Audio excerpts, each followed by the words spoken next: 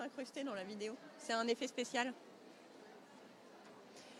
Alors, Alban me fait signe que c'est bon, que ça y est, on est de nouveau en direct. Alors, cette fois-ci, c'est pour Vestiaire Frenchy, donc avec France de France du Valstala, et Marie qui est partie chercher un patron, puisqu'aujourd'hui, on va vous parler du thème de la maille.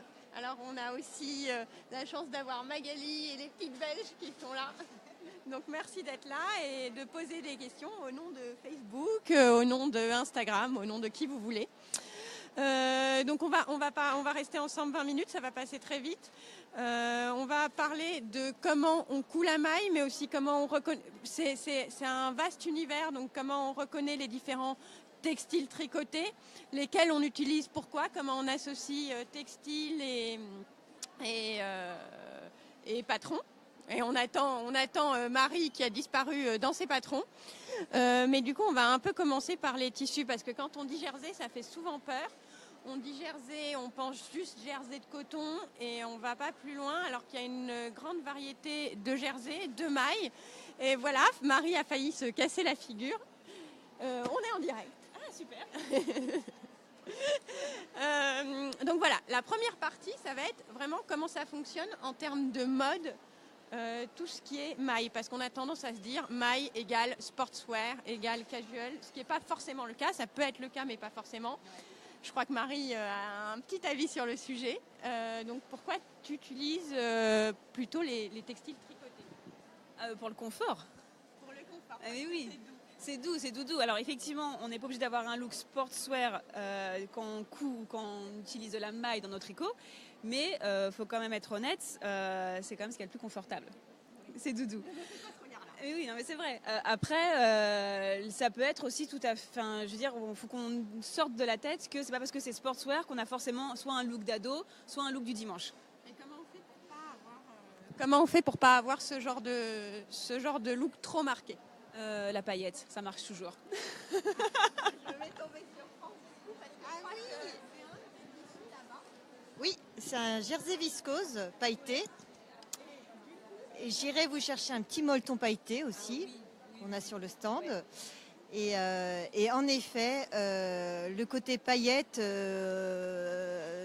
donne un... On sort du côté exactement. jogging et sportswear. On peut avoir des coupes très, pour le coup, sportswear, mais il suffit de choisir un tissu à paillettes. Et je trouve que du coup, justement, ça casse un petit peu ce côté un peu, j'allais dire footballeur, mais sportif.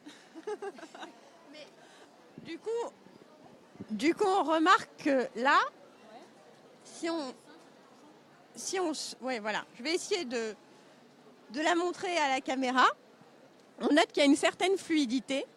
En plus de la paillette, c'est un indice sur la composition. Je ne sais pas si vous avez une idée de la composition de ce textile. Je parle sous le contrôle de France. Voilà, ça nous donne un indice, c'est que c'est de la viscose. Quand c'est fluide comme ça. Oui, en fait, le coton peut être très fluide aussi. Hein. Ça donne pas... Non, pas forcément... Après, c'est vrai qu'on ne choisit pas les mêmes modèles en fonction des tissus. Les tissus fluides, personnellement, je vais aimer les utiliser pour des t-shirts, pour des robes, mais par contre, je vais les proscrire pour tout ce qui est pantalon. Ah oui. À moins d'être très bien foutu. C'est ça. Et même très bien foutu, on n'a plus l'air bien foutu du tout. Alors que voilà, tout ce qui va être par exemple molleton ou certains jerseys plus un molleton, voilà, ou des jerseys qui ont un peu plus de tenue, notamment je pense à tes jerseys avec Bah, justement. Sous la main. Là, alors, bah oui, c'est le jersey ajouré. Donc voilà, là on a un bon exemple. On voit que la coupe est pas trop près du corps ni trop loin. Qu'il y a des pinces, qu'on a pu faire des pinces sur le jersey. On a tendance à croire que jersey égale pas de pince, c'est pas vrai du tout. Donc là, c'est du pur coton, je crois. Oui, c'est un pur coton. Micro. Oui, c'est un pur coton. Voilà, c'est un pur coton. quand on dit ajouré. Il y a des petits trous. C'est des petits trous, mais qui ne donnent pas non plus un effet transparent. Le côté sexy est quand même relatif. Non, mais ce que je voulais dire, en fait, c'est qu'on peut avoir un jersey comme ça à 100% coton, et avoir des formes et je trouve une structure de vêtements qui se maintient un peu plus. Alors on n'ira peut-être pas vers jersey ajouré pour un pantalon, mais il y a des jerseys de coton On a fait des petits leggings pour enfants, pour bébé. Mais toi en tant que femme, est-ce que tu porterais un pantalon ajouré? Non. Ah, j'ai cru que tu allais dire oui. Nous, ce qu'on va faire avec les jerseys ajourés de France, là, c'est des culottes, des petites culottes. Oui, parce que du coup, en dessous, Ouais. et même celui-là, Oui, oui, on avait fait des culottes avec celui-là aussi et des élastiques et ça fonctionne super bien. les bodys. Les bodys, on avait fait les bodys. Les bodys aussi, tu as pas un body Ouais, exactement. Du coup, voilà. Mm. Ouais, il fonctionne très bien, ouais. On a une question de Magali. Justement, lorsque je vois cette maille, est-ce que par exemple avec cette maille on va pouvoir coudre un de tes derniers modèles, à savoir par exemple je pense à ton petit top à bretelles, est-ce que ce sera adapté? Oui, voilà, ouais. Est-ce que ce sera adapté aux débardeurs? Je vais te reprendre le micro pour te répondre, Magali. Oui, tu vas pouvoir. Maintenant, ça va pas être la couture la plus relaxe possible. Parce que du coup, le débardeur, il y a du biais pour faire par exemple les bretelles. Si tu fais tes bretelles dans le biais de ton jersey, les bretelles vont énormément se détendre. Donc ça veut dire qu'il va quand même falloir adapter. Là, c'est un modèle qui a été prévu pour du chaîne et trame. Il va falloir adapter un modèle chaîne et trame sur une maille. Donc du coup, voilà, il va nécessiter quelques ajustements.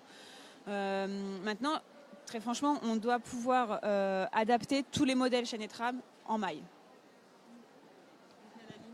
Donc à la limite, il serait possible de prendre ton modèle top qui s'appelle le Mocha, voilà, c'est ça. Donc de prendre le Mocha, de faire le corps dans ce jersey-là, ça passerait bien. Et par contre, pour les bretelles, prendre un tissu alternatif avec un petit peu plus de tenue.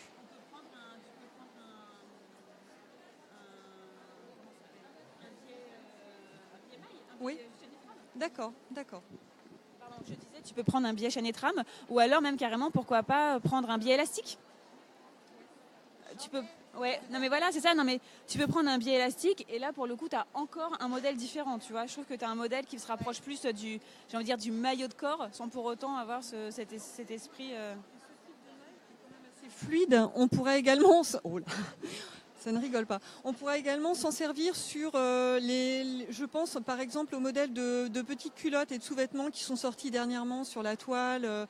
Je pense à d'autres créatrices, mais je pense qu'avec ton body, ça doit pouvoir passer également alors. Oui, en fait, la seule chose où il faut vraiment faire attention, c'est quand il y a des patrons qui sont conçus pour les mailles, effectivement, on doit pouvoir utiliser à peu près n'importe quel type de jersey. Faire attention au taux d'élasticité. Mais quand tu as un modèle qui est prévu en chaîne et trame, si on le fait en maille, le rendu sera jamais optimum. Mais alors attention, Artesane vous a fait un petit cours pour vous apprendre à adapter donc les patrons chaîne et trame en maille. C'est dans le cours modélisme maille animé par Marie-Gabrielle qui est juste derrière et à qui on fait un petit coucou. Mais Maille aussi. Mais France connaît mieux nos cours que moi. C'est effectivement un cours un peu plus technique. Mais justement, je voulais venir là-dessus. On a dit que la viscose, le jersey viscose était peut-être un peu plus complexe. Alors j'ai une question à 10 francs. Non, et puis en fait, il n'y a pas de règle. Parce que si c'était un jersey 100% coton, il était plus difficile. Que ce jersey-là, moi tu vois, je trouve celui-là plus difficile que celui-là. Enfin, sur les culottes. Hein. Alors, détendre, qu'est-ce que vous faites quand ça se détend? Me regardez pas toutes comme ça. Vous pouvez, ouais, j'ai une petite astuce. Vous pouvez utiliser alors il y a plusieurs marques. On va parler de Viseline, mais il y en a 15 000. Viseline, c'est impossible à dire. Donc Viseline fait des rubans dits droit fil. Il en existe, attention, achetez bien celui pour la maille et pas celui pour le chaîne et trame et vous renforcez avant de coudre. Alors on vous montre ça dans tous nos cours, c'est un classique parce que ça va se déformer les jerseys un peu fluides, ça va se déformer au moment de vous le posez sur un cintre, comme ça risque de peser et à terme votre décolleté sera plongeant. Donc n'hésitez pas à acheter ce petit ruban droit fil pour renforcer les encolures, les lignes d'épaule, c'est les deux endroits qui se déforment le plus. Et toujours chez Viseline ou alors chez Prime, enfin il y a 15 marques. Quand vous avez du mal à faire votre ourlet double, n'hésitez pas à acheter quelque chose qui stabilise. Vous le posez par endroits, c'est comme du scotch. Exactement, Du stabilimanche et autrement. Et je pensais, est-ce qu'il est possible aussi d'avoir une alternative avec le frame-élastique? Oui, alors toi, je me souviens que tu es une grande fan du frame-élastique. Donc le frame-élastique, je crois que tu en utilises aussi dans certains de tes patrons, je ne sais plus lesquels, peut-être celui-là. Je crois, je crois que sur le Métropolitane justement, ouais, parce que il y a l'encolure V drapée, et effectivement pour éviter que le tissu se détende encore plus, effectivement on le bloque. Ouais. En fait, l'intérêt du frame élastique, c'est surtout que c'est une bande élastique qui fait, alors vous allez trouver plusieurs largeurs, vous avez le 5 mm, le 6 mm, le 9 également, oui, France.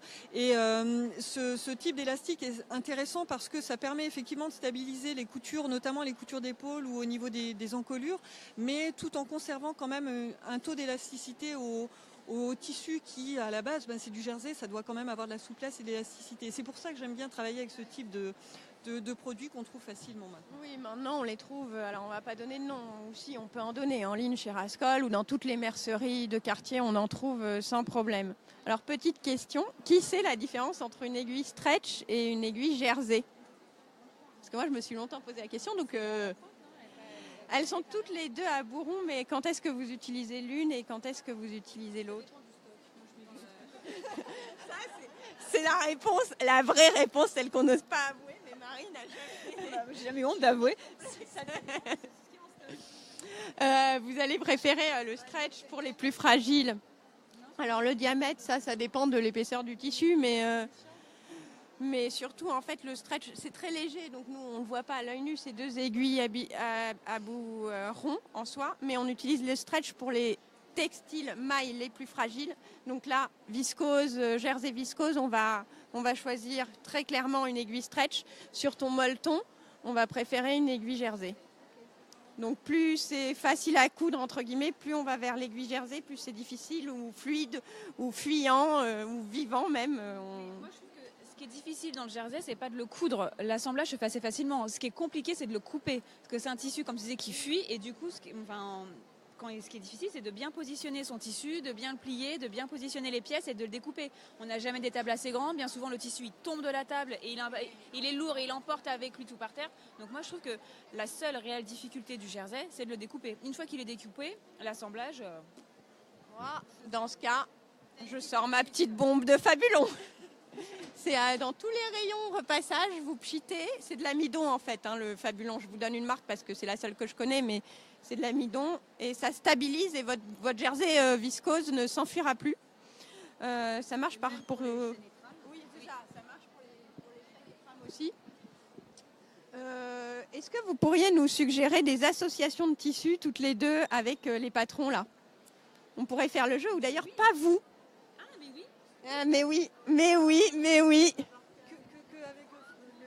Alors, oui, de préférence, mais qu'est-ce que tu utiliserais pour la métropolitaine? Alors, la métropolitaine, c'est une combi.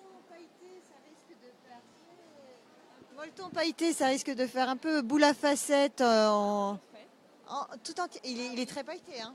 Ah, mais oui. Pas peur. Non, mais pas peur, Marie. Moi, je le ferai en uni, quand même, bleu marine, bien sûr. Regarde, tu l'as celui-ci en vert plus foncé avec la paillette vert plus foncé. Pardon. Ah oui, mais tu le ferais pas en jersey aussi fin? Ah si. Ah si. T'es très bien foutu, donc. Mais non, on s'en fout, on est blanc et basta. Ouais, Non, du coup, non, mais... la combinaison, pardon. La combinaison... La différence de faire la combinaison, tu ferais pas le pantalon, mais tu ferais la combinaison. Je ferais la totale. Non, quand j'ai dit combinaison, c'est haut et bas en jersey viscose avec le pailleté brillant vert foncé. Oui, mais du coup, tout à l'heure, tu disais on ne peut pas faire de bas. Ah, si, on peut faire des bas, mais du coup... Ah oui, mais là, c'est une combinaison, c'est pas pareil. Ouais. Tu la portes pas de la même façon. Et une question de style. Non, mais c'est vrai. Parce que là, du coup, tout en jersey, tu roules boule un peu le bas de ton pantalon avec une petite paire de talons. Et moi, je trouve que tu fais pas du tout... tu as une tenue qui est hyper confort, mais que tu peux tout à fait porter pour aller au travail. Bon, ben Marie, je vais te donner donc... Combien il faut là-dedans? 2,50 m, non? 2,40 m et je veux une petite photo devant ton miroir en combinaison. Pas de problème. Alors là, sans souci. Ah mais oui. Ouais, ouais. Deuxième exercice, le Moody's. Alors le Moody, c'est un nouveau patron. Ouais. C'est un nouveau patron, donc du coup vous le connaissez peut-être pas encore les filles. Dedans il y a un sweat à capuche, il y a une robe à capuche, il y a un pantalon qui est décliné soit en version taille basse, soit en version taille haute. Et effectivement celui-ci pour le coup le molleton. Le molleton, ouais. Il y a quand même le molleton, le matelas, il y a quand même des coupes où on n'a pas le choix. C'est-à-dire que Pour le coup, si tu fais le pantalon en jersey, t'es vraiment, je trouve, sur un look sportswear casse-gueule. Plus que sur le pantalon de la métropolitaine, parce que le pantalon de la métropolitaine est beaucoup moins moulante. Alors que là, on est sur une forme quand même un peu plus moulante. Et oui, je trouve que ça peut être casse-gueule. Alors qu'avec un matelassé ou un molleton, oui, le rendu serait complètement adapté. Oui, en plus. Ouais. Bah là, on en a un là en matelassé. Avec la capuche, je pense qu'effectivement, on recherche quelque chose d'un petit peu plus douillet, un petit peu plus chaud aussi qu'une matière fluide comme celle-là.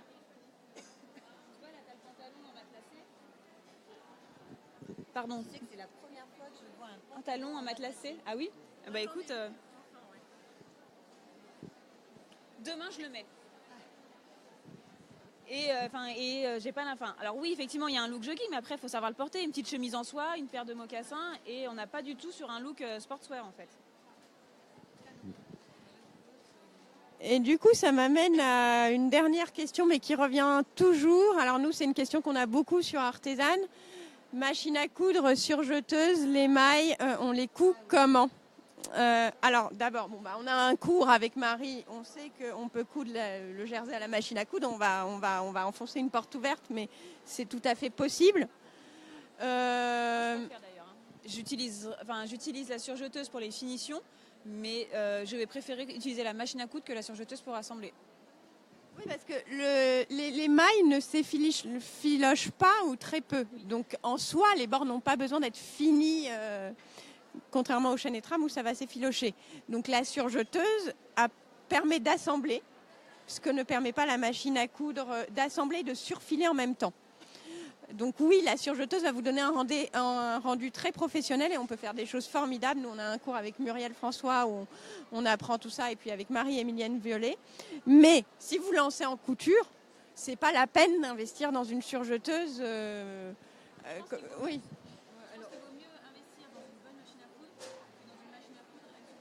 Alors là, d'expérience, si je prends par exemple le molleton de France, j'ai eu l'occasion de le coudre à la fois avec de la surjeteuse ou de faire tout un projet soit en surjeteuse, soit en machine à coudre. Les deux sont bien parce que c'est une matière qui tient bien, qui est facile à travailler.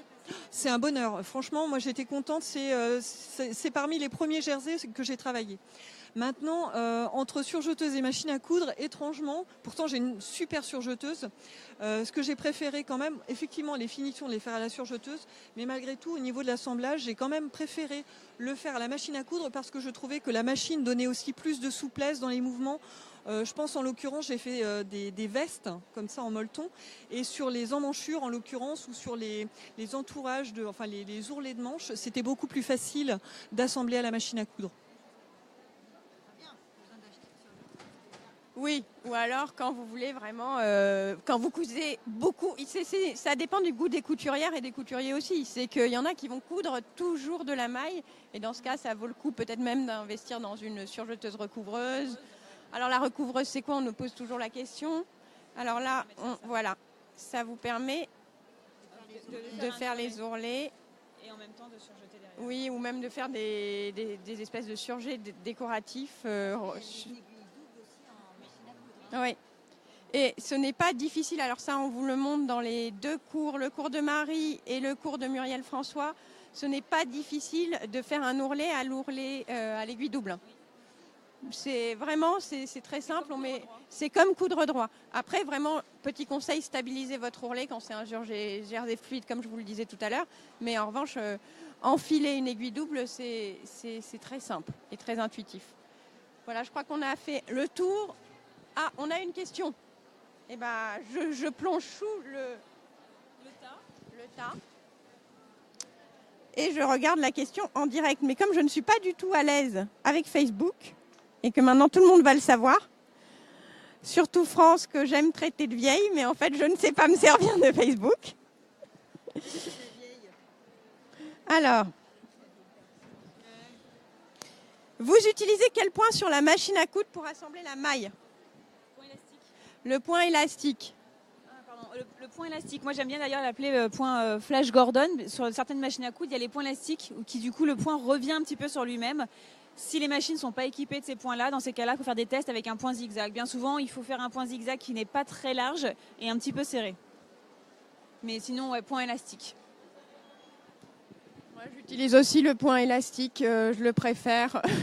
Alban apparemment utilise aussi le point élastique. Oui, c'est le moment où on révèle qu'il fait ses ourlets au thermocollant. Et nous aussi d'ailleurs, et nous aussi. Plutôt à la graffeuse. Oh là là, on a des vraies confessions. À dos, j'ai aussi fait mon jean à la graffeuse. Donc, si on récapitule, faites attention quand vous choisissez un jersey à sa composition, au poids, parce qu'il vous donne un indice sur la façon dont vous pouvez l'utiliser. Achetez ces petits, alors on peut parler de gadgets, mais franchement ça vous donne un rendu plus professionnel. Tout ce qui est hotspot chez Vlislin ou Framilis. Après, il y a même, après là, c'est pas trop pour les puristes, hein, mais j'ai aussi le souvenir d'avoir utilisé à une époque où j'avais pas forcément envie d'acheter beaucoup de matériel. J'avais pris purement et simplement de l'entoilage. Un tissé et puis couper des bandes très très fines qui servent aussi à protéger la couture, à éviter que ça s'étende trop. Et c'est une bonne solution de secours. Ça évite aussi d'avoir trop à investir au début quand on ne sait pas encore si on va coudre beaucoup de jerseys. Là aussi, on peut peut-être rassurer les débutants sur du jersey, c'est qu'on se fait une image du jersey et de la couture, on a l'impression que le tissu va se détendre sous le pied et qu'on va en fait perdre le contrôle. Pas du tout. Les machines ont des pieds d'entraînement qui sont quand même, des griffes d'entraînement qui sont quand même bien conçues et donc le tissu ne se détend pas sous le pied, sous le pied presseur. Surtout ne tirez pas sur votre tissu, c'est là où il va se mettre à gondoler, etc. Petite astuce aussi, quand vous faites un ourlet, n'hésitez pas pour le fil de canette à mettre du fil mousse. Ça va éviter d'avoir un ourlet qui gondole, etc. Donc du fil mousse juste pour le fil de canette et on est bon. Donc voilà. Après, pour les débutantes, ce qui est bien aussi, moi je peux l'avouer, ma première pièce cousue dans du jersey, j'avais choisi du jersey de chez France. C'était du jersey de coton. Je me souviens qu'à l'époque, il était couleur anthracite très sombre. C'était un carbone. C'était un bonheur. C'était du beurre sur une tartine. Ça passait tout seul. Et je me souviens qu'à l'époque, j'étais passée sur ton stand CSF, donc ça fait déjà quelques années maintenant. Et j'avais dit, j'aimerais bien essayer du jersey, mais j'ai un peu peur. Et la réponse que tu m'as faite, c'est essaye celui-là, fais-moi confiance, tu ne regretteras pas, tu ne feras pas d'erreur avec. Et je peux confirmer qu'effectivement, le premier top que j'ai fait, c'était un top de Marie. C'était un top, je ne sais plus comment il s'appelait celui-là, le top qui s'ouvrait un petit peu. Voilà, le manufacture que j'ai ensuite passé à ma meilleure amie, qui maintenant le porte, et je l'ai cousu presque les yeux fermés. C'était un bonheur, quoi. Donc, n'importe quel débutant peut vraiment commencer avec du jersey. À partir du moment où vous prenez un jersey de coton, ça file tout seul sous le pied de la machine.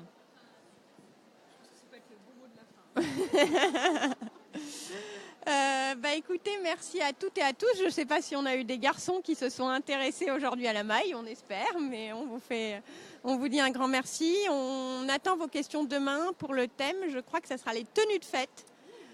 On va encore parler de paillettes. Les réactions sur Facebook nous parlaient de beaucoup de paillettes. Il y avait des déclarations d'amour à la paillette, donc vous pouvez aller voir. Il y en a beaucoup chez France. Donc on vous retrouve tout simplement demain. N'hésitez pas à passer sur le stand, à venir discuter avec nous. On préfère plutôt que d'être là un peu comme des potiches. L'idée c'est que ça soit interactif. Donc merci aux petites Belges, merci à Magali, merci à Delphine et à demain pour les tenues de fête et la suite du vestiaire Frenchy.